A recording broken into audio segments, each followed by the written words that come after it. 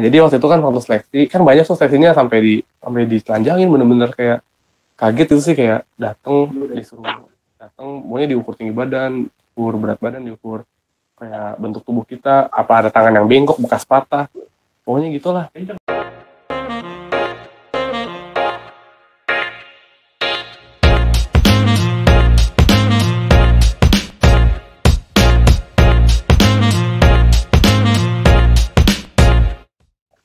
Assalamualaikum warahmatullahi wabarakatuh. Balik lagi di Trik Podcast, ngobrol dulu aja bareng saya Angga Hermawan, dan kali ini kita udah ditemenin sama seorang ketua PPK Sukaraja tahun 2018. Pangestu Putra, gue salam ke lu tuh. Assalamualaikum Putra gitu. Waalaikumsalam, salam sejahtera buat semuanya ya, buat yang nonton. Ini udah mulai? Belum Pak, ini lagi bercanda. Oh iya. Tadi gue gini. Gak apa-apa deh. Masa gue gini? Tapi ntar lu edit kan? Iya, santai. Gak apa-apa, gak usah di-cut deh. Bagus kok. Apa? Ya, biar orang-orang tuh tahu ketua PPK Sukaraja tuh tidak seseram itu. Iya, boleh. Terus ya, lanjut lah, boleh deh. Iya, lanjut ya. Gue gak nyangka loh, maksudnya seorang ketua tuh biasanya galak gitu kan. Ada wibawa yang, ya dan lain-lain gitu. Gue kaget loh pas kita lagi podcast gini. Iya. Kita lihat posisinya, Pak. Kalau di lapangan, ya sesuaikan kita di lapangan. Kalau kita di luar lapangan, sesuaikan kita di luar lapangan. Iya gak? Jangan menyamakan semua orang yang gak salah nanti ditegas-tegasin, dimarah-marahin, ditituin, kan gak etis juga. Jadi ya udah sesuai aja. Iya gak?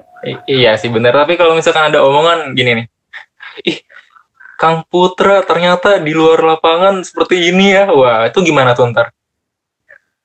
Ya udah, ya kita lihat realitanya aja. Ya udah kayak gini, mau gimana lagi, ya gak? Kan kalau di lapangan, ya itu gua gitu. Di lapangan itu gua. Kalau di luar lapangan, ya ini gua juga gitu. Tunjukin sisi-sisi beda lu gitu. Jangan ya flat aja. Lu kayak gini aja. Terus kan kayak orangnya kayak gini ya, jadi bete juga ya lama-lama kan. Kayak lu nih, misalnya lu di kelas kayak pendiam atau gimana, mungkin lu di luar kelas ya ini gua gitu ya kan. Iya, orang ada masanya masing-masing gitu sih. Kalau gua pribadi ya, kayak sekarang nih gua nggak bisa serius nih, tapi kalau di lain kali ya serius aja lah. Oh iya, sorry sebelum itu, ini suaranya agak kurang itu sih, pas mic-nya ke bawah. Harus gua ini ya. Nah, boleh tuh dia agak atasin aja. Apanya nih? Itu kan gue bercanda. Ini jelas gak? Iya, jelas gitu. Nah, gitu sih. Enggak. Kalau gue orangnya gimana ya? Satrio aja pernah nangis sama gue, lu tau gak? Maksudnya, ini jadi maksudnya gak? Gak apa-apa. Satrio tuh nangis gara-gara lu gitu? Ya, itu gue marahin, jadi gue nggak Satrio doang sih, banyak. Itu dia, gue bukan kesel geng ya. Kenapa? Pokoknya ada suatu problem, gue nggak bisa nyeritain di sini, namanya internal. Pokoknya gue sampai gue merasa bersalah sampai sekarang sama si Iyo gitu kayak. Wah, kok Iyo nangis kata gue. Padahal gue nggak ke dia doang gitu waktu itu. Cuman dia mungkin orang paling merasa gimana ya. Cuman itu jujur kesel gue sama dia. Jadi masukin ya asli. Masalah internal. Kan masalahnya nggak kita sebutin. Berarti etis dong. Iya sih, cuman waktu itu ada masalah, gue waktu itu kesel, nggak ke semua orang sih, pokoknya ke pengurus waktu itu, sampai malam-malam, mungkin gue capek juga kali ya, jadi gue waktu itu mengarah, ngeluarin kata-kata yang mungkin nggak seharusnya di hati orang-orang, sampai segitu nangis waktu itu, kata gue, kok kayak gini, jadi gue, ya pokoknya intinya kita bisa menempatkan diri kita di masing-masing tempat lah, dimana ada masalahnya kita kayak gini, masalahnya kita serius kayak gini gitu. Oh iya. Iya, itu yang selalu Satrio kasih ke gue sih. Gue juga sebenarnya ya lumayan sering sih minta kayak saran nasihat dari dia gitu, gimana supaya bisa jadi pribadi yang berwibawa dan lain-lain. Dia suka, yang paling dia tekanin tuh ya itu kondisional. Taruh posisi kita di tiap sisi itu harus beda. Jadi jangan, ya masa lo lagi, misalnya orangnya serius banget nih, terus ada suatu ketika orang itu bercanda, masa orang serius banget, ya orang bakal suka gak sama orang kayak gitu? Ya pasti ini orang apaan sih, baperan, lu aneh, lu punya bentar malah digituin kan. Ya enggak? Ya jadi mending lu menempatkan posisi lu sesuai dengan keadaan itu. Mending kayak gitu. Gue termasuk salah satu orang yang masih belajar akan hal itu. Sebenarnya gimana? Iya sih kayak gitu juga sih. Gue juga punya banyak temen, punya banyak kenalan. Pasti semua orang ada yang lagi hal-hal apapun, dia tuh ya ini diri gue maunya kayak gini. Dia nggak bisa mengkondisikan kayak gitu sih. Jadi nggak semua orang bisa sih benar. Gue juga Gue punya, sebenarnya nggak. Terus. ya, sorry gue potong. Iya. Gue punya pengalaman lucu sama MJ sih. Sorry, Jidan. Iya. Jadi gue manggil dia MJ ya. Iya. Waktu itu gue baru pertama kali masuk ke sekolah waktu SMK, masih kelas 10. Gue baru kenal sama dia, main kan, ngajak main ke mana ya, pokoknya wifi-an gitu. Dia bercandain gue mulu, tapi gue lagi serius banget gitu. Kan? Lu lagi malah kesel kan kalau lu lagi serius kan? Iya. Lu kayak apaan sih si Jidan, lu nggak jelas gitu, ya kan? Sebenarnya yang salah guanya. Ya. Gue terlalu serius gitu waktu itu. Sampai dia nggak salah sih. Iya, sampai enggak, gue yang salah benar, gue yang salah. Tapi kan sifat orang kita nggak bisa mengubah secara mutlak. Jadi lu kayak gitu ya udah, si Jidan nggak bisa. Lu harus seru nggak bisa. Orang nggak bisa diubah secepat itu, nggak bisa diubah secara mutlak gitu. Iya. Sampai dia bilang gini ke gue, gue baru pertama kali nih ketemu sama orang kayak lu. Di situ gue bangga loh. Gue gimana gitu kan, gue pengen dipuji gitu kan waktu itu. Ya terus terus tahu-tahu dia bilang gini, lu tuh orangnya serius banget gak, anjir. Iya dulu gue gitu, masa lagi bercanda gue serius gitu. Aduh. Jadian kan nih kalian? Jadian. Kirain kan homo. Si Jidan gondrong, bisa kaget lah gue. Gue juga sebenarnya dulu enggak sih. Gue dulu botak. dulu. Iya, gue dulu botak. Satrio juga dulu botak. Iya, Satrio mau botak. Gue tahu. Biasanya orang sipit nggak mau botak lah. Kenapa? Biasanya orang yang sipit nggak mau botak. Yes No Limit botak. Maksudnya nggak kebanyakan orang kan, nggak kebanyakan orang mau gitu. Setahu gue ya. Iya gak sih? Gue tahu, gue bukan kalangan orang sipit. Gue belok kok matanya. Maksa. Iya, boleh. Udah jadi bahas botak lah. Apa lagi nih? Lu pernah botak nggak? Apa? Namanya seorang paskibra. Pas TC itu masih botak. Iya, gue agak konyol ngeliat pas pertama kali Satrio masuk ke kelas kan, waktu itu kayak di apa namanya, bukan karantina, apa sih namanya? Apa? Dispen. Waktu pertama masuk ke PPK, waktu ya di situlah pokoknya. Udah masuk, agak hitam, terus botak. Iya, semua orang pasti merasakan hal yang sama. Terus. Iya, nggak Satrio doang, teman-temannya juga sama gitu, hitam, botak, keling, dekil, bau matahari, ya terus bau rumput, ya. Sebenarnya ini nggak boleh disebutin sih, soalnya ntar anak-anak kelas 10 yang mau jadi paskibra ngedenger, paskibra kok kayak gitu, nanti jadi minder, jadi nggak mau. Iya, ini nggak boleh karena ini pengajaran ya, adik-adik. Iya. Kasih dong pengajarannya. Pengajaran ke adik-adik, jadi kalian ntar aja bercanda ini mah terus lanjutin Satrio dulu dong, gue lagi mau penasaran nih, nanti pengajarannya terakhir. Penasaran apa? Gue nggak ada niatan buat sarkasme kok. Iya sih, emang nggak ada, cuman ini kita bicara realita aja, tapi iya. Gitu. Ini kan udah itu doang, gue nggak mau lanjutin lah. Ntar takutnya gue di kenapa salah apa gitu, undang-undang ITE. Pencemaran nama baik. Satrio enggak. Ya pokoknya ya buat teman-teman, intinya untuk menjalani seorang paskibra butuh proses panjang yang tadi disebutin, itu sebagian masa proses pahit yang nantinya akan manis untuk dikenang oleh kalian dan pasti membanggakan diri kalian sendiri, itu sih. Iya. Gue juga orang yang di luar bidang paskibra ngelihat yang udah jadi purna gitu ya. Terus apalagi terutama ngelihat Kangkur ya. Itu keren banget loh. Keren, gue agak iri gitu. Ya, Pak, gue juga sih, terutama gue juga banyak belajar dari dia. Kan dia ketua umumnya, gue ketua angkatan. Jadi dia tuh bener-bener pemikir bangetnya ala ya. Pokoknya bener. Jadi siapa sih yang gak iri sama dia, termasuk gue juga sih iri. Bukan iri, gimana ya, pengen seperti dia gitu. Bahkan ya iri dong, pengen seperti dia. Tapi gak iri sih, kalau iri kan ingin menghancurkan juga. Tapi kalau irinya di bidang ilmu nggak apa-apa kan? Iya sih. Iya. Pokoknya ya gitu sih. Sama lah kita. Emang setiap pengorbanan tuh pahit semua. Ya, Nggak paskibra doang. OSIS, ya. pramuka, dan lain-lain. Ya. Itu gue ngerasain sih. Yang namanya pahit-pahitnya. Intinya ingin organisasi yang maju itu pasti ada proses pahitnya. Nggak mungkin ada organisasi yang tiba-tiba lu terkenal, maju, bagus, setiap apapun. Enggak, pasti dia punya proses panjang, proses pahit, proses yang dia lalui itu. Bener-bener. Iya pasti dong. Nggak semua nggak sebatas organisasi ya, sorry. Ya. Pokoknya setiap hal yang manis pasti ada proses pahit dulu yang dilalui, gitu sih. Nah, itu dia. Ya gak? Contohnya apa sih? Apa? Kopi ya? Contohnya kopi. Iya, kopi itu kan pahit. Bakalan enak diminum kalau misalkan ditambahin gula biar manis gitu. Iya. Ya, jadi emang awal-awalnya kita tuh harus ngerasain pahitnya dulu. Tambahin gula supaya rasanya manis dan enak dimakan.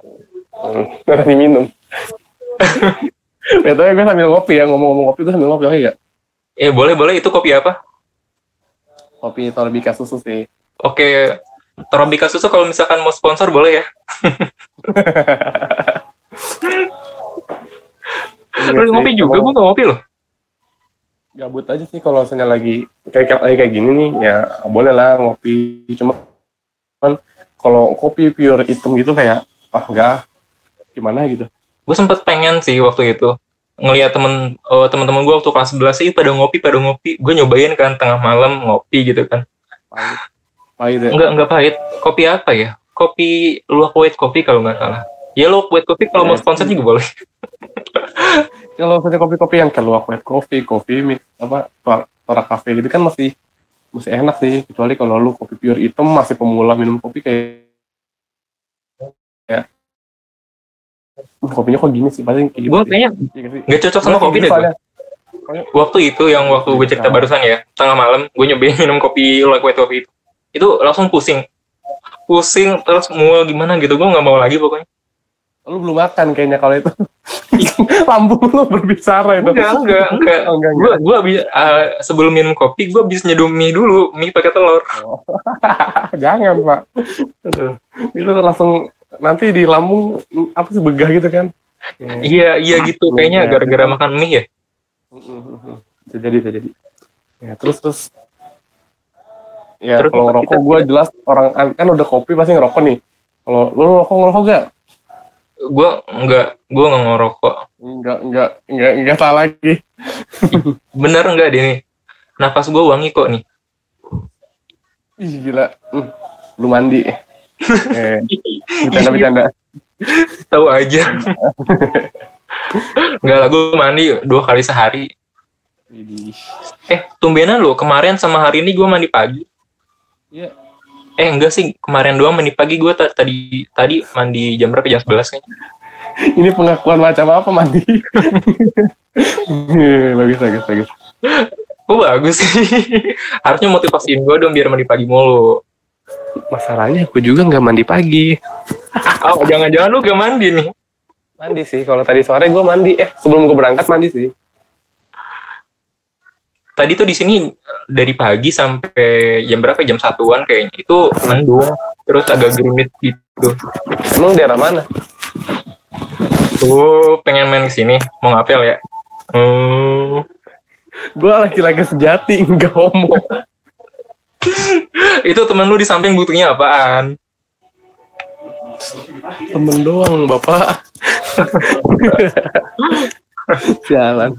Gue di Jonggol, alhamdulillah baru hari apa ya? Gue kemarin ada acara haul tuh hari Sabtu, iya.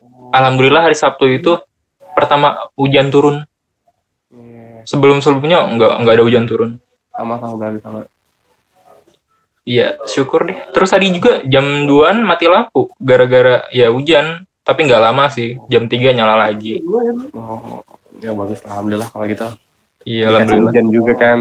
Ya enggak. Iya, alhamdulillah masih dikasih hujan. Udah kering sumur tuh. Sumur kering, sempat beberapa hari kemarin beli air. Seriusan? Serius udah hal biasa sih kalau misalkan kemarau beli air di sini udah biasa. Oh seriusan? Misalnya kayak itu kecamatan apa? Kecamatan Jonggol gitu. Dari Iya. kecamatannya nggak nyediain tangki besar untuk wilayah yang kekeringan gitu? Enggak, kekeringannya tuh enggak semua. Ya paling kan Sumur-sumurnya aja yang kering. Ya maksudnya paham, maksudnya pasti kan nggak lu doang gitu, masih banyak kan, sampai apalagi sampai ada yang jual air gitu, sampai lu beli air pasti kan banyak berarti. Ada yang bisnis air, ada yang bisnis sampai ya lumayan lah keuntungannya. Kacau juga. Soalnya kalau di rumah gua kan sama kekeringan juga. Padahal sih kekeringannya cuman ya RT gua doang sih, nggak semua. Tapi ya mungkin pemerintahnya gercep atau gimana ya, dibuatin tangki air kalau kekeringan, ada persediaan di situ. Gitu sih. Oh, Jadi enggak, kalau di sini karena yang ngelola pihak swasta jadi dia bisnisin. Oh, jatuh. Kok tahu sih? Tahu dong. Gua kan ada di situ. Gua matiin HP dah, serem ya. Belakang lu apaan tuh putih-putih? Tembok. Ada bayangan itu. Iya, kan ada mesin lightning lah supaya better gitu. Nah, teman gue. Iya, mantap. Iya, jadi gitu. Di sini ada sih yang nyediain air, cuman karena pihaknya swasta, jadi dibisnisin lah gitu lah. Padahal lagi pandemi kayak gini, sampai air dibisnisin, ya istilahnya yang di bawah garis itu aja masih susah gitu buat cari makan sekarang. Ini buat air aja udah dibisnisin.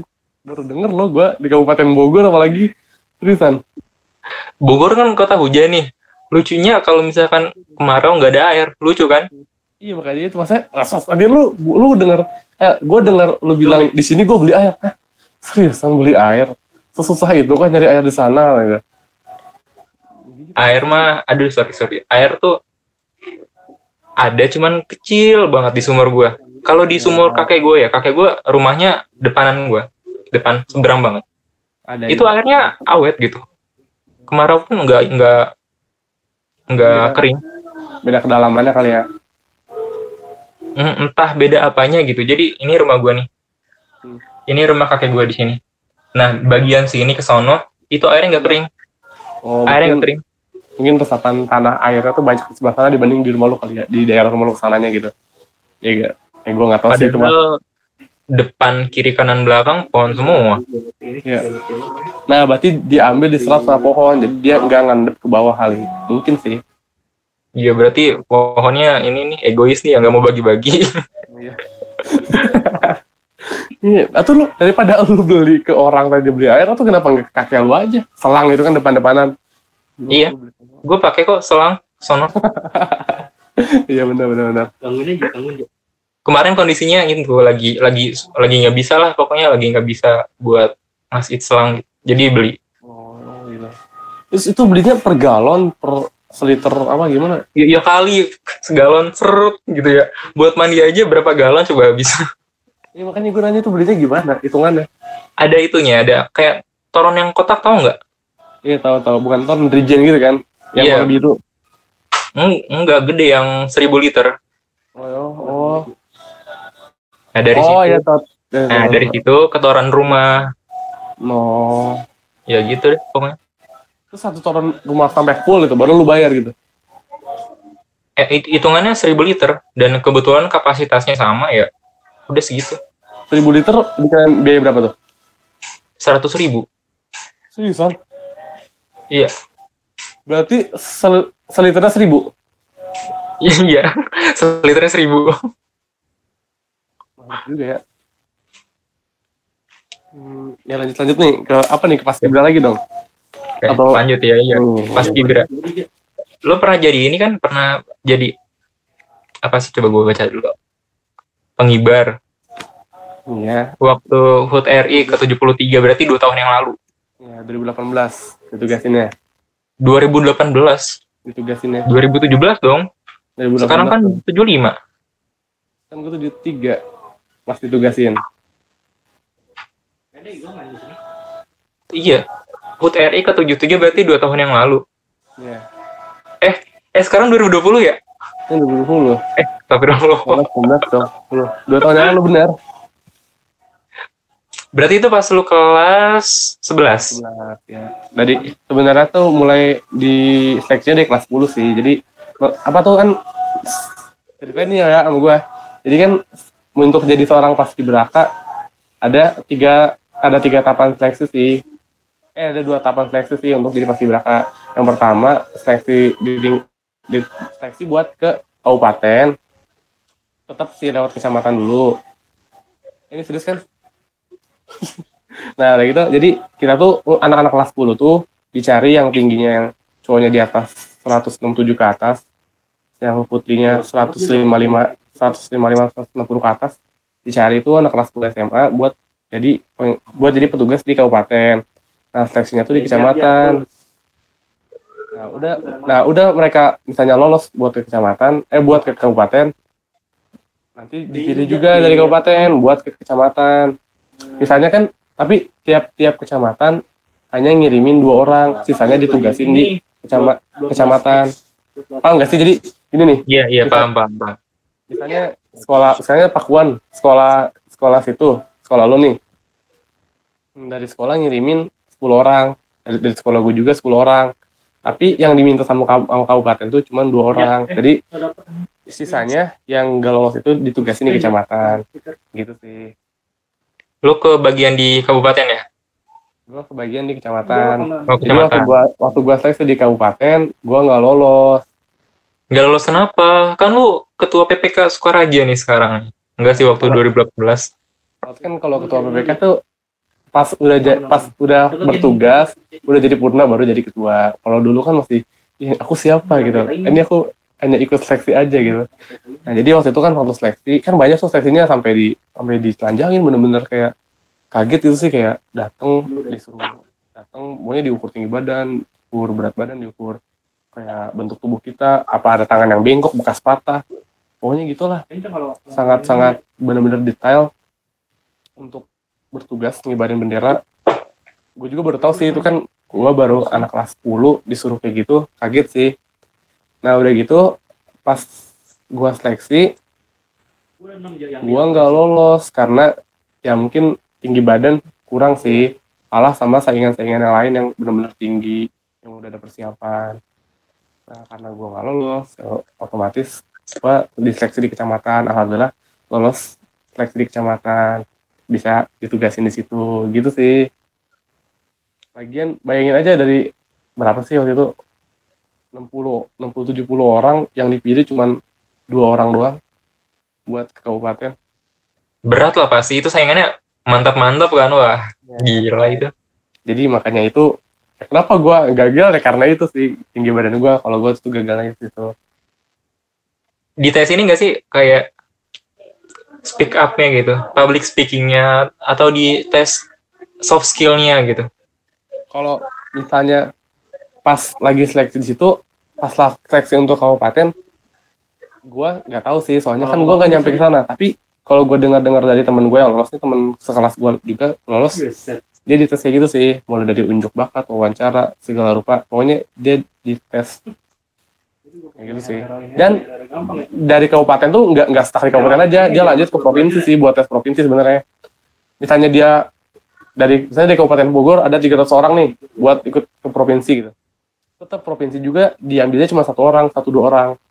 Misalnya yang 1-2 orang sisanya itu nggak lolos, ya udah buat kabupaten gitu sih. Terus yang tadi lu tanya di tes apa di tes buat speak up, buat apa tadi lu? Soft skill gitu. Ya itu pasti sih diminta di tes. Lu punya ini nggak sih, punya kayak keinginan buat jadi paskibraka untuk negara Indonesia gitu? Ya semenjak gue tahu ada seleksi kayak gitu, gue langsung mempersiapkan diri dan mau banget sih. Mau banget apa ya, karena ya siapa lagi tuh ditugasin ngibarin bendera di misalnya di seorang paskibraka itu. Kan gak semua orang yang bisa, hanya orang-orang terpilih. Jadi siapa sih yang gak mau, siapa sih yang gak bermimpi gitu sih. Dan gue juga nyaranin nih buat dari kelas 10 nih yang bener-bener pengen banget jadi seorang paskibraka, persiapkan tubuh kalian, bener-bener mental kalian, fisik kalian. Soalnya sebenarnya penerimaan masuk jadi paskibraka itu nggak beda jauh lah sama kayak polisi, TNI, Polri gitu. Gitu sih. Kalau misalkan mau kayak tadi ya gitu, buat ngibarin saka merah putih untuk negara Indonesia. Anak-anak kayak kita nih bisa nggak sih? Kita udah lulus ya? Oh nggak bisa. Kan persyaratan di surat resminya yang duduk di bangku kelas 10. Kemudian duduk di bangku kelas 10. Berarti udah kelas harusnya dari SMP dong. Harus yang udah matang dong. Enggak sih, malah ya udah dari kelas 10. Mungkin dia kelas 10 udah paling mempersiapkannya. Kan pengumumannya pas dia kelas 10, nggak mungkin SMP diumumin. Jadi pasti mereka siapnya dari kelas 10. Itu sih. Tapi lebih dianjurkan dipersiapkannya dari SMP dong. Harusnya.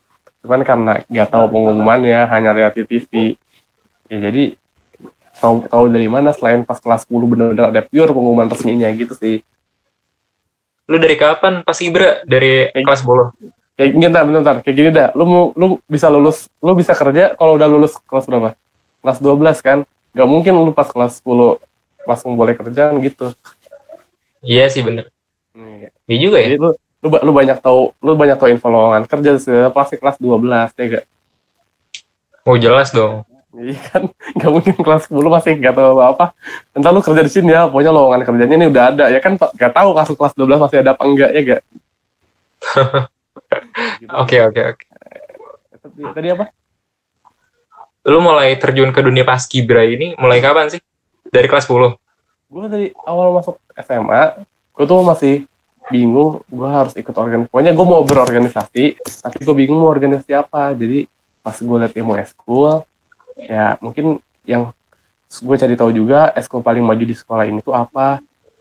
Ternyata ya paskibra, dan gue lihat demo eskulnya juga, ya bagus-bagus, keren-keren. Jadi wah gue terpikat nih hati gue sama paskibra ini. Gue mau coba dalam terjun ke sini katanya. Pas gue udah nyobain ke dalamnya, gue merasa nyaman. Itu sih kalau gue mungkin kayak orangnya asik-asik, terus tiap latihan nggak cuman baris-baris doang, pasti ada sharing buat memperdalam kejiwaan jiwa kita gitu sih. Jadi jiwa organisasi gue, jadi udahlah gue klop dah sama ini, gue ingin mempertahankan, ingin memajukan. Itu sih yang pertama gue cinta sama paskibra. Ternyata nggak cuma baris-baris, sama tegap, ngibarin bendera, enggak. Di organisasinya juga dapat. Gitu. Bagus sih, tapi kebanyakan orang tuh ngincer ekskul di satu sekolah itu, pertama yang tenar. Yang bikin tenar itu apa sih? Kalau nggak band, olahraga, iya nggak sih? Iya sih, bener-bener. Iya, kalau nggak olahraga basket, olahraga futsal, volley itu yang paling banyak. Oh, ceweknya banyak banget. Kalau anak band, enaknya tuh pensi pasti gitu kan. Iya benar-benar pasti. Kenapa nggak itu? Apa? Kenapa nggak milih ekskul yang bikin tenar? Ekskul tenar gimana ya? Gue masuk ekskul kan gue tadi dibilang di awal, gue masuk ekskul karena gue nyaman atau enggak. Percuma kalau gue tenar tapi ngobatin di gue nggak nyaman, gimana ya? Mending gue nggak usah ikutan gitu kan, daripada gue masuk organisasi cuma tenar malah ngejatuhin organisasi itu, malah bikin nggak bagus ya. Lebih baik jangan. Gak enaknya organisasi itu, gue sebutin ya, paskibra itu ya pasti kena matahari mulu, panas-panasan gitu kan. Lu harus jadi sahabat. OSIS, pendidikannya tuh apa ya? Babu sekolah, disuruh-suruh. Ya, terus. Yang ketiga, pramuka. Pramuka itu apa sih? Babi simulator ya? Iya. Terus apa lagi ya? Ya itu aja sih. Pokoknya yang sering banyak dijat sama orang. Tapi sebenarnya yang tadi OSIS itu bagus loh. Salah satu organisasi yang bagus, bener-bener jiwa kepemimpinan bagi orang-orang yang serius ya. Kan ada yang masuk OSIS cuma gara-gara pengen dikenal guru, pengen ini itulah, pokoknya kayak lu tadi lah tenar gitu kan. Tapi kan OSIS juga kok kayak gue sih? Maksudnya kayak yang tadi lu bilang itu kan, yang pengen jadi tenar. Oh iya. Kan OSIS tuh. Nah sebenarnya OSIS itu yang paling bagus untuk menumbuhkan jiwa karakter kepribadian kita, pemimpin kita tuh di situ sih. Kalau kita benar-benar ingin mendalami. Soalnya apa? Yang tadi kata-kata apa tadi? Kacung sekolah, babu sekolah. Iya. Itu karena kita benar-benar disuruh-suruh sama sekolah. Kan harusnya OSIS bisa, namanya organisasi OSIS, organisasi siswa intrasekolah. Udah jelas namanya tuh kayak menghubungkan antara siswa dengan sekolah. Iya, harusnya di OSIS itu tuh buat program yang mana supaya nggak disebut babu sekolah. Jadi OSIS yang mengendalikan murid-murid, bukan OSIS disuruh guru untuk mengendalikan murid-murid, tapi OSIS yang mengendalikan secara independen gitu sih, kan bisa. Ini gak sih? Meskipun gue bukan anak OSIS, tapi gue pernah sih ditawarin jadi wakil ketua OSIS waktu itu pas gue kelas 10. Cuman gue udah cinta banget sama Paskibra waktu itu. Bener nih gue serius. Jadi ya udahlah, gue menolak tawaran itu gue diajak masuk OSIS, tapi gue nggak mau karena gue ingin memajukan satu eskul ini aja gitu. Mungkin gue percaya sama masa sekolah gue waktu itu bagus. Padahal gue juga yakin OSIS tuh bisa menumbuhkan karakter gue waktu itu yang masih polos-polosnya. Iya gak sih, OSIS? Lo anak OSIS kan? Iya. Ya kan? Iya, pasti kan lo belajar di situ pasti gimana nih cara pasti. Pokoknya setiap acara sekolah pasti OSIS nomor 1 kan? Enggak. Iya, jujur gue belajar banyak banget sih dari situ. Nah ya pasti, gue juga ngalamin. Pokoknya gue juga merhatiin gitu, eskul OSIS di sekolah gue kayaknya bagus juga nih kalau buat didalemin, ditekunin. Kita punya program-program yang bagus. Ibaratnya ya udahlah, mantep lah pokoknya OSIS harusnya. Cuman sayang OSIS sekolah-sekolah malah kayak gitu, kayak ya udah tunduk sama guru, ngikutin guru-guru aja, ya udahlah pokoknya gimana juga kalah sama teman-teman yang lain. Jadi ya udah dibilangnya babu sekolah deh. Babu di sekolah deh ya gak? Kalau ini ya pengamatan gue ya. Ini tuh karena pengaruh zaman sih. Dulu gue SMP nggak kayak gitu. OSIS tuh ditakutin gitu. Tapi kenapa pas gue masuk SMK selang 3 tahun doang ngedengar dari teman-teman yang lain juga tuh di sekolah lain, oh ternyata sama ya kondisinya seperti ini. Anak-anak ya ngelunjak gitu. Ya. Mungkin sifat independennya muncul, cuman jatuhnya membangkang. Mungkin karena salah sistemnya sih, nggak diketatin, dia terlalu slow it. Gue pernah ikut seminar, terus yang ngomongnya tuh, lu tau kan forum OSIS Kabupaten Bogor, siapa foundernya? Siapa foundernya? Iya. Siapa? Foundernya? Oh, gue nggak iya. Arvin kan? Iya. Pernah tahu nama itu gak? Karvin Fadila, gue sih lupa. Pokoknya Kang Karvin, dia juga satu organisasi sama gue, Force Ciraka. Pokoknya dia juga selain di OSIS Kabupaten, dia juga Force Ciraka. Dia masuknya di Force Ciraka itu pembinaan. Nah, dia pernah bilang waktu itu tentang OSIS, gue sharing berdua sama dia gitu. OSIS di sekolah gue kurang mantep. Nah, dia tuh nyaranin, karena apa? Karena tadi yang lu bilang, karena orang-orangnya membangkang. Nah, terus dia bilang sebenarnya yang salah tuh sistem OSIS kalian. Itu tuh yang nggak kalian ketatin dan nggak ada kerjasama sama guru. Karena kayak gitu sih. Seharusnya OSIS tuh kata dia bisa membuat program kerjasama sama guru yang untuk mendisiplinkan siswa. Jadi gimana pun caranya siswa itu bisa tunduk sama OSIS sebenarnya seharusnya. Tapi karena yang tadi lu bilang apa sih murid-murid yang membangkang gitu kan. Nah, harusnya itu bisa diatasin oleh OSIS itu. Jadi bekerja sama guru bikin program-program yang benar-benar siswa tuh tunduk sama OSIS sama guru gitu sih. Kata dia. Jadi salahnya tuh OSIS sekarang tuh terlalu santuy lah ke murid. Ya udahlah, kita gimana murid sama guru aja lah. Kita mah OSIS penengah doang. Kan kasarnya kayak gitu sih OSIS sekarang ya gak? Yang gue rasain sih nggak jauh beda, cuman ada sedikit perbedaan. Jadi ada beberapa mungkin segelintir orang doang yang berpikirannya sama tuh kayak tadi. Yang salah tuh sistemnya. Karena OSIS benar-benar sampai sekarang pun punya potensi yang lebih luas lagi, yang lebih besar lagi sebenarnya potensinya bisa dikembangkan. Cuman emang banyak faktor sih yang menghalangi. Banyak banget faktor. Gue sempat debat juga sama guru gara-gara itu. Ya sih bener juga, soalnya kayak ya entah gurunya sendiri yang gang dukung udah masalah semuanya ke OSIS tapi gurunya angkat tangan gitu, jadi kitanya OSISnya pusing, apalagi ditambah murid-murid yang karena tadi membangkang malah dia kasih aturan nggak mau ya kan, jadi OSIS juga pusing harus gimana. Paham. Harusnya Benar-benar. Tapi dari semua kepahitan itu, manisnya yang bisa lu dapat apa? saya dapat ya, gue jadi tahu gitu orang-orang tuh kayak gini, ternyata nggak semuanya bisa nurut sama kita. Ya gak sih? Oh iya dong, kita nggak bisa mengendalikan mereka karena mereka bukan robot kan. Iya kan, benar. Tapi jauh dari kepahitan itu banyak banget kemanisannya.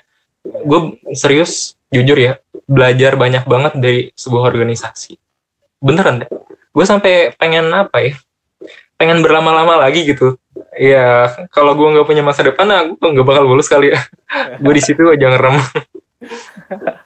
Tapi bisa loh, kayak itu kayak tadi yang gue sebutin, kayak founder Promosis, dia tuh ingin memajukan, tau kan yang Carvin itu, dia tuh gue juga sempat iri sama dia, gue pengen ke dia kan public speaking juga tuh.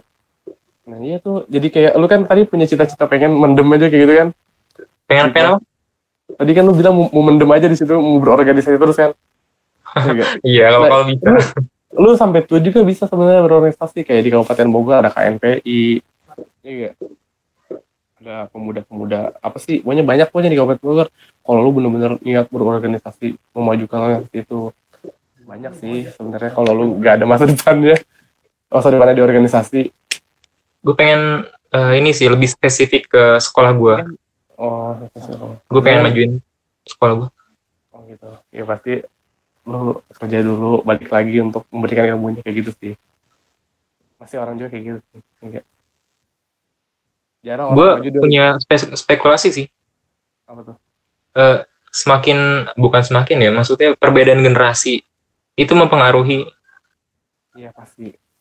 Ya gue cerita aja, pas skip zaman gue sama zaman sebelumnya 2017-2016 itu parah banget.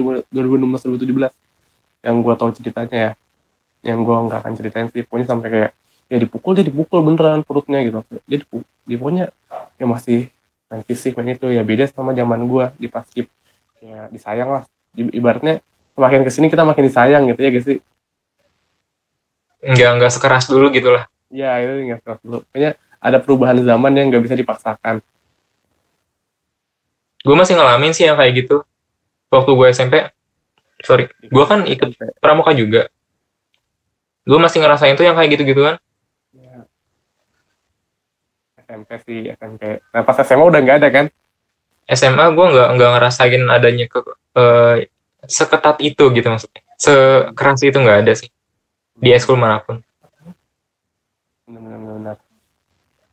Mungkin karena beda fokus kali ya, beda kurikulum, beda fokus kurikulum 2013 itu apa sih? Keaktifan siswa ya, pendidikan karakter juga ya, pendidikan karakter. Sampai full day juga, banyak konsekuensi yang harus diituin sih. Terlebih itu soal waktu sebenarnya. Biasanya balik jam 2, abis itu ekskul kan. Bisa 2-3 ekskul setelah pulang sekolah tuh. Tapi karena adanya full day school ya nggak bisa. Gue aja sampai misalnya ekskul pasif nih kan, gue tiap hari Selasa pulang sekolah udah jam 4, ekskul sampai maghrib. Ya kan parah banget gitu. Kalau diperbolehkan sih ya it's okay gitu kan. Tapi dari ada peraturannya yang nggak memperbolehkan lebih dari jam 5 ada di sekolah. Alhamdulillah kalau gue masih boleh, cuman yang kasihan diri masing-masing sih, kayak capek udah dihantem pelajaran sampai jam 4, ditambah lagi buat latihan ya gak? Itu yang kasihan. Sampai nginep-nginep di sekolah tuh gue ini sih oke aja dulu waktu gue SMP, santuy gitu kan. Waktu itu lagi ada mau turnamen sampai jam berapa ya, pokoknya sampai malam gitu, turnamen basket. Gue dulu basket juga. Iya santuy aja gitu, nggak ada yang ngusir, nggak ada yang apa gitu kan. Iya sih, sama gue juga kalau kayak gitu santuy. Putra. Iya, enggak. Jangan bahas itu lagi deh, berat banget bahasannya. Iya benar sih, benar. Kejauhan kayaknya ya. Kejauhan. Oh iya. Ini bakalan ditayangin di tanggal 17 Agustus, hari kemerdekaan kita. Wih. Alhamdulillah ya. Alhamdulillah juga yang tadinya ada surat tidak boleh mengadakan upacara, jadi sekarang udah boleh ada upacara dengan protokol kesehatan. Iya, alhamdulillah. Terus yang Rul rasain gimana nih? Perbedaan antara upacara di keadaan normal dengan keadaan sekarang kenormalan baru pasti signifikan kan perbedaannya? Banget sih. Yang tahun lalu yang begitu meriah ya, yang misalnya yang seharusnya udah mulai Juni, Juli, Agustus kita tuh mulai ada di lapangan, udah item-iteman. Kalau di Paskibra ya, terutama di bidang Paskibra ya, tahun sekarang yang nggak ada sih. Di Juni udah nggak ada apa-apa kita. Waktu itu cuma seleksi aja, karena coronanya belum parah ya. Udah seleksi. Pas udah seleksi itu, udah kita latihannya secara virtual. Itu juga nggak ada latihan Paskibranya, paling ke fisik mereka aja.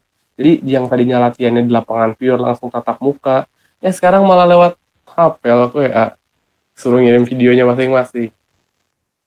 Nah, terus nanti yang tadinya kalau baris ukurannya cuma 1 lengan, sekarang jadi 2 lengan karena harus jaga jarak. Itu sih yang paling signifikan, kayak ya sayang banget, sedih banget. Ini yang paling gue takut sih. Euforianya bakalan hilang nggak? Kayaknya enggak sih, namanya bulan kemerdekaan. Iya, harus nggak ada karena virus yang sebenarnya bisa kita minimalisir. Iya sih. Akulturasi sih sebenarnya yang jadi masalah tuh. Budaya bangsa lain tuh jadi masuk ke kita, kitanya malah menyepelekan budaya sendiri gitu. Kan harusnya akulturasi itu mencampurkan ke budaya, yang ya harusnya semakin bagus kan budayanya. Tapi kalau kita tuh bukan akulturasi masuknya, apa ya, apa sih yang malah menghancurkan budaya sendiri. Iya, sangat disayangkan sih sebenarnya, sangat disayangkan. Itu seharusnya, tapi kan gue pribadi nih sebagai kayak anak Paskib, tetap mencintai. Pokoknya Agustus udah bulan sakral, di mana-mana harus masang umbul-umbul merah putih. Terus pokoknya memperingati, bahasanya harus memperingati. Ya ini bulan kemerdekaan kita gitulah. Ya, jangan sampai tadi tuh nggak ada yang lu bilang, aduh sedih banget. Iya, sedih banget. Kalau misalkan kayak gini, yang bertanggung jawab siapa? Kan Ya. semua rakyat Indonesia dong yang tanggung jawab. Nah, makanya dari itu kita nih harus kesadaran diri sendiri, meskipun dibatasi oleh pandemi ini, ya kita harus tetap memeriahkan, meminimalisir. Apa sih namanya? Kita harus melakukan memeriahkannya, tapi meminimalisir untuk kena virusnya gitu sih. Iya, benar-benar. Ini enggak, rayakan aja, asal jangan sampai membahayakan diri sendiri. Ini ada quote sih dari Soekarno yang lumayan familiar. Lu juga kayaknya udah tahu deh. Bangsa besar. Perjuanganku lebih mudah, ya kan? Iya. Lanjutannya tahu kan? Ya, perjuangan lebih mudah karena mau menjajah daripada kita mempertahankannya. Bener gak? Lebih tepatnya gini, perjuangan generasiku lebih mudah karena melawan bangsa lain. Perjuangan ya bangsa kita sekarang ya akan lebih sulit karena melawan bangsa sendiri. Ya, benar-benar. Lu mengakui bahwa kita sedang melawan bangsa sendiri? Ya, karena adanya perpecahan, iya.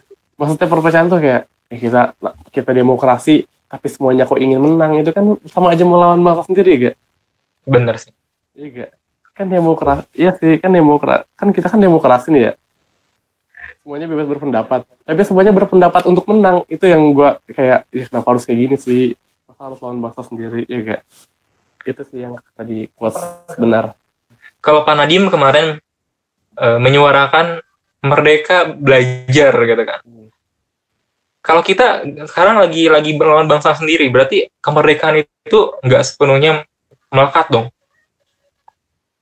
Merdeka di bidang apa lu nih? Banyak nih. Kalau dari bidang belajar, ya Kang si Pak Nadiem itu ya, iya, karena merdeka belajar mungkin bisa dialihkan tadi oleh si Pak Nadiem itu, jadi dia bisa berkata merdeka belajar. Tapi kalau tadi yang lu tanya, kita apa tadi sepenuhnya udah merdeka belum? Sekarang merdekanya di bidang apa nih? Kita udah merdeka belum, gue tanya. Oh, kalau secara diplomatik udah dong.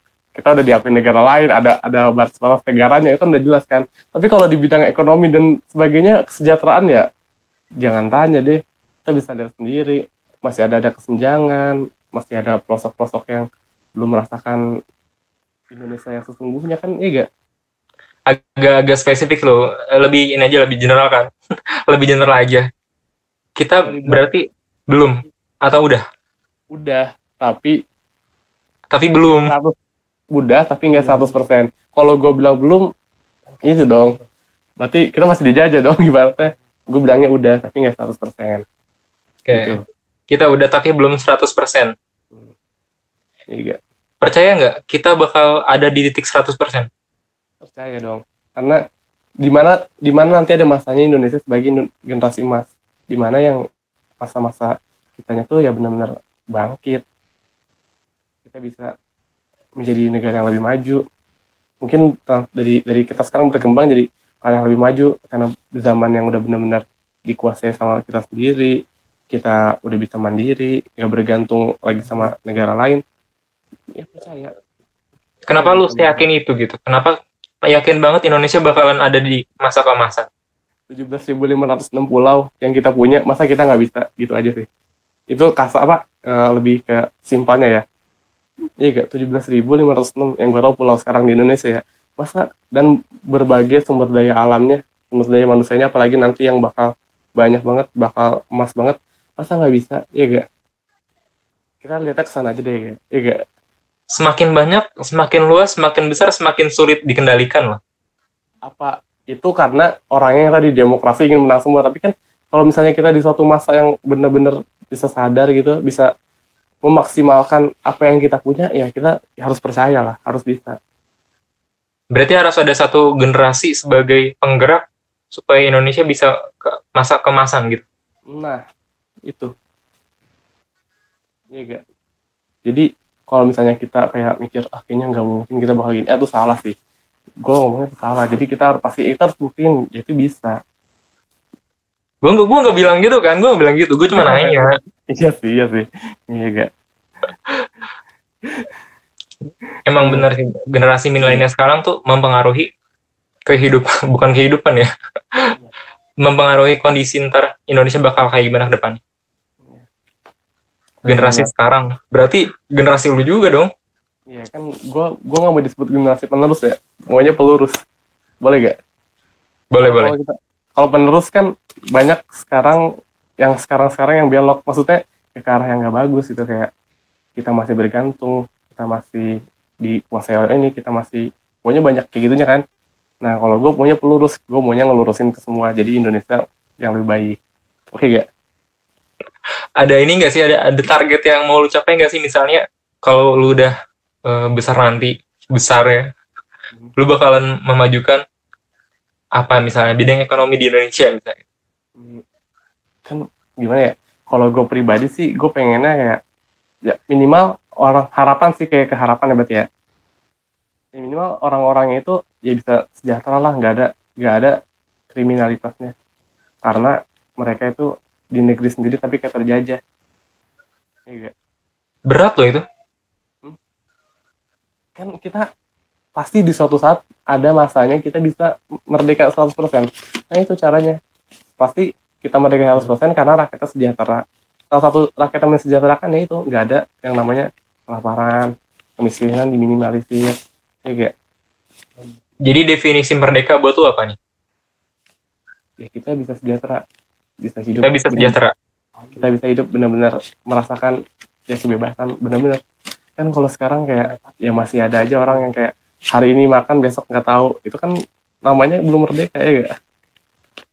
Kan kalau misalnya mereka sudah terperhatikan, jadi iya gak sih, kalau misalnya mereka sudah terperhatikan kayak gitu, mereka sendiri tuh kayak udahlah ini benar-benar merdeka, kita aja udah hidup udah kayak gini, udah nyaman lah ibaratnya ya.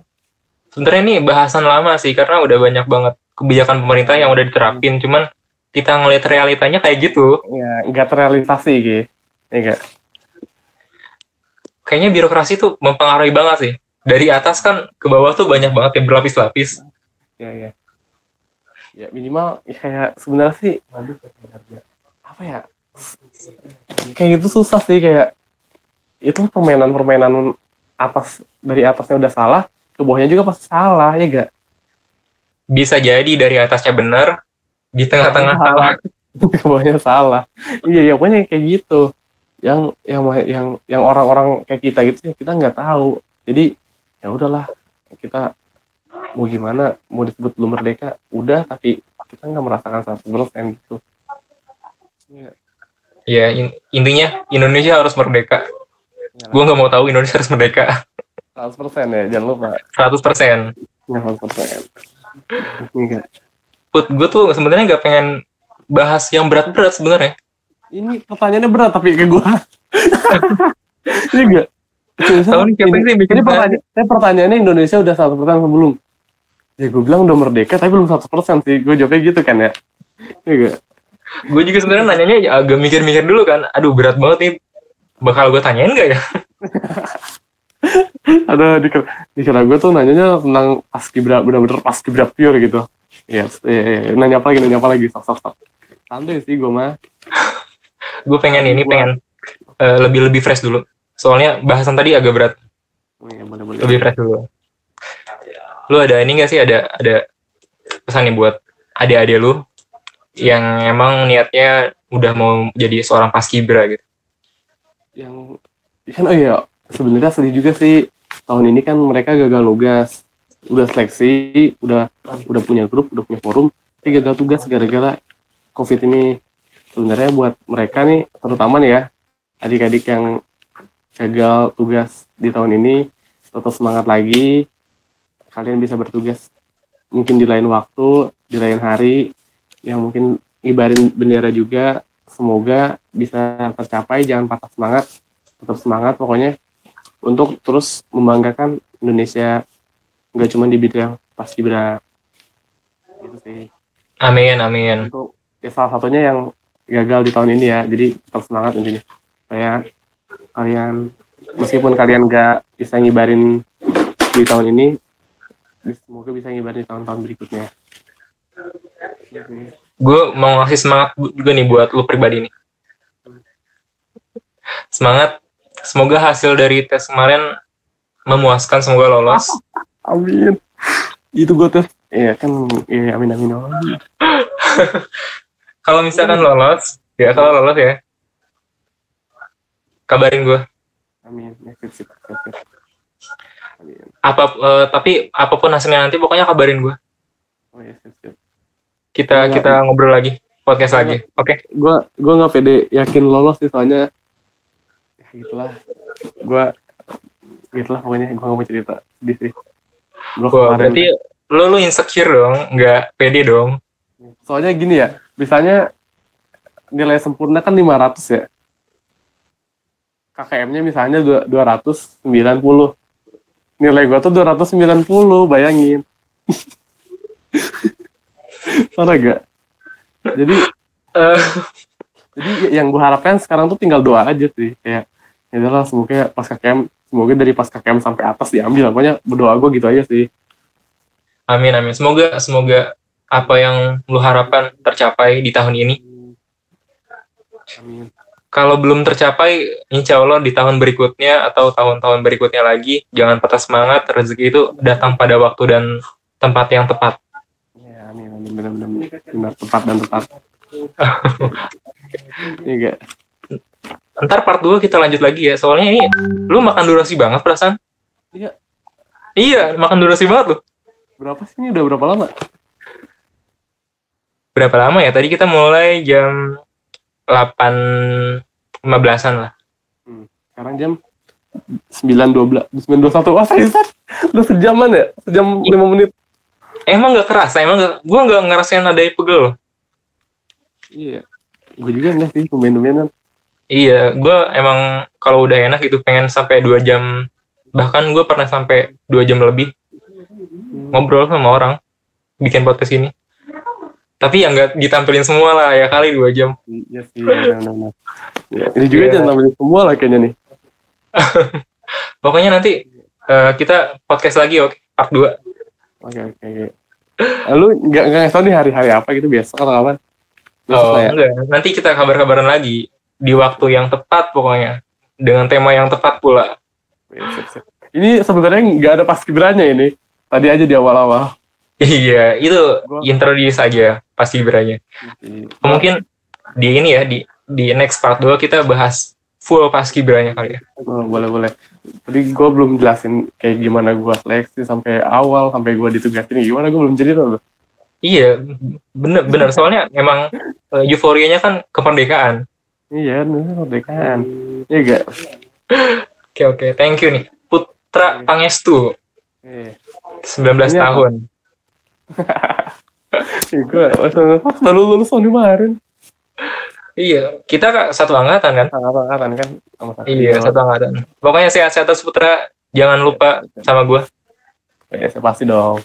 Teman lu sampingnya tuh bilangin ntar gue podcast gue sama dia. Dia lagi mabar. Oke, thank you Putra, sehat selalu. Semoga hasilnya baik semua. Apa yang lo harapkan, apa yang lo targetin tercapai di tahun ini. Pokoknya sukses selalu. Tapi semoga ini juga balik ke Angga yang mendoakan. Amin ya Allah. Amin. Oke, jangan lupa tonton terus Trik Podcast. Ngobrol dulu lagi ya. Saya Angga Hermawan pamit. Assalamualaikum warahmatullahi wabarakatuh. Dadah.